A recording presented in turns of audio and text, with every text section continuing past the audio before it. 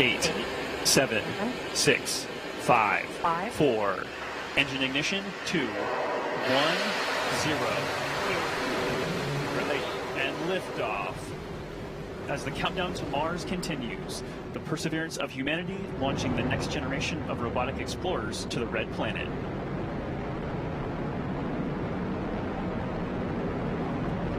And Atlas TU has gone to closed loop control.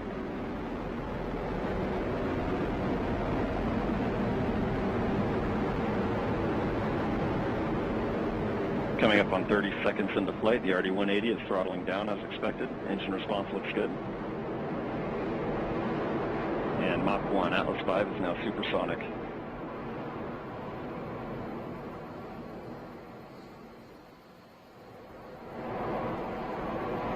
And passing 45 seconds into flight, vehicle is now passing through max Q, maximum dynamic pressure.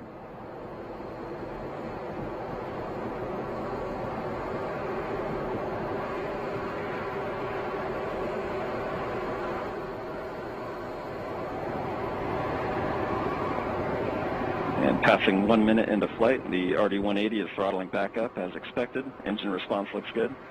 At this time in flight, the SRB chamber pressures remain nominal. The RD-180 pump speed and fuel injector pressures are responding well to demands on the engine.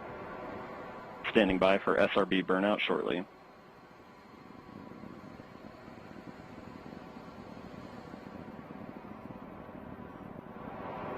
And we have burnout on all 4 SRBs. Burnout pressure signatures look good. Standing by for SRB jettison shortly.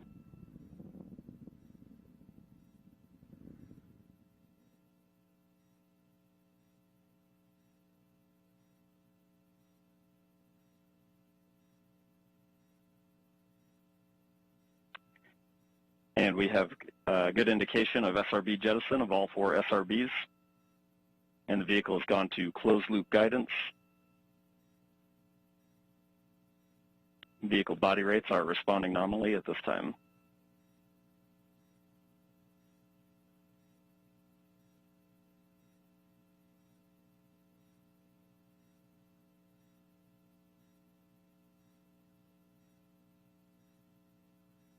And coming up on 2.5 minutes into flight, the RD-180 is throttled down slightly as expected. Engine response continues to look good. At this time, the vehicle is 50 miles in altitude, 85 miles downrange, traveling at 6,000 miles per hour.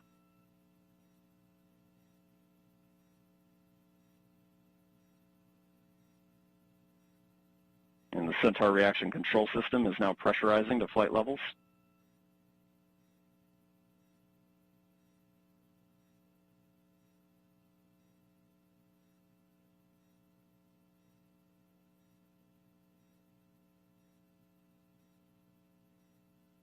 And just past 3 minutes into flight, the RD-180 is now throttling to maintain a constant 2.5 G acceleration limit for payload fairing jettison. Engine response and vehicle acceleration look good.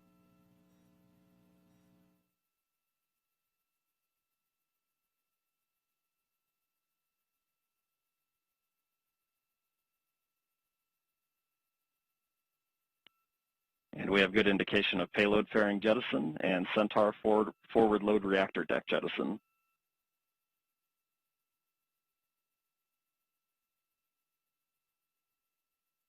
And the RD-180 is throttling back up to attain a 4.6 G acceleration.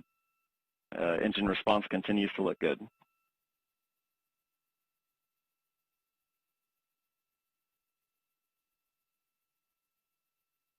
And Centaur has begun the boost phase chill down sequence to thermally condition the RL-10 for operation.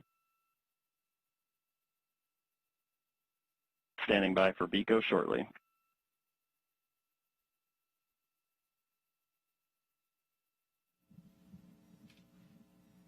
BECO's the call for booster engine. And we have BECO, booster engine cutoff, standing by for stage separation.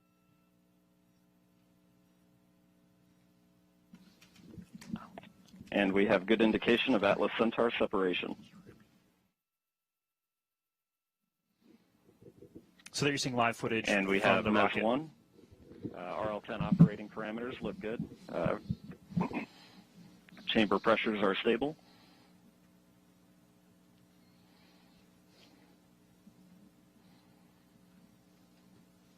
This will be the first of 2 burns for today's mission. This first burn will be approximately 7 minutes in length.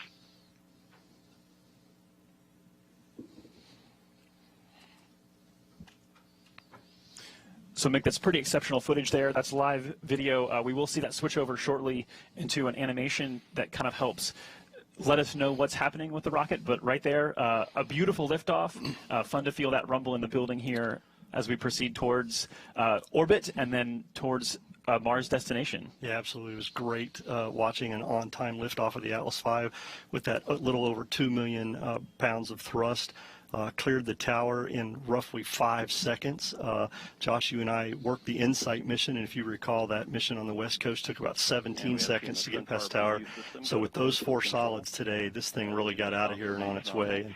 It's, as we hear from Jesse, everything's looking nominal, and all vehicle parameters are within the design limits, and we're getting ready to come up on a main engine start for that first burn that Jesse was talking about. Yeah, so recapping this countdown to Mars, the stations began to be filled up this morning just after midnight. Preparations, fuelings, powering up, all the way through that liftoff that happened, I think, Mick, it wasn't precisely on time. I think you said it was like 10 milliseconds early, so it's pretty much dead on. Yeah, dead on. This team does a great job.